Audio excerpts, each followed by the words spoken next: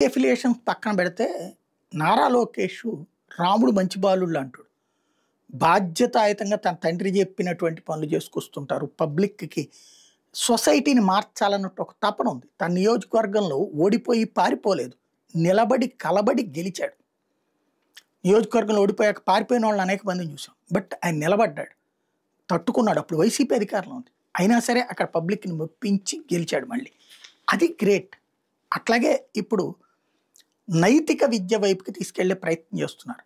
ఆయన మన ప్రవచనకర్తతో కూర్చోబెట్టి దీని మీద విద్యా సంస్థల్లో మార్పులకు సంబంధించినటువంటి ఆలోచనలు ఒక పక్కనైతే, తాజాగా ఒక బాధ్యతాయుతమైన మాట చెప్పుకొచ్చారు. సొసైటీని ఊరికినే సొల్లుపన్యాసాలు కాకుండా ఒక సిస్టమ్.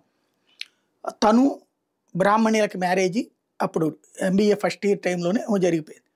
ఆ టైంలో ఆ మ్యారేజ్ అయిపోయిన తర్వాత ఇద్దరు భార్యాభర్త ఇద్దరు కలిసి అమెరికాలోనే ఉన్నారు. తను స్టాన్ఫోర్డ్లో ఎంబీఏ చేశారు. ఇద్దరం ఒకళ్ళకొకళ్ళం పంచుకునే వాళ్ళం పని. ఆడ పని మగ పని అని లేదు. ఇల్లు ఓడవడం దగ్గర నుంచి అంటు తొంకునేదాకా ఒకళ్ళకొకళ్ళం అందుకునే వాళ్ళం. ఇది ఆడ పని అని మగ పని అని, లేకపోతే చీర కడతావా గాజులు వేస్తావా అంటూ ఆడవాళ్ళని అవమానించడం కరెక్ట్ కాదని ఒక చక్కటి బాధ్యతాయుతమైనటువంటి స్టేట్మెంట్ ఇచ్చారు. మెయిన్ విద్యా వ్యవస్థలో కూడా ఈ నైతిక విద్య బ్రతకడానికి అవసరమైన విద్యను అందించాలన్నటువంటి ఒక సంకల్పం ఉంది. దానికి అనుగుణంగా సక్సెస్ కావాలంటే వెరీ సింపుల్.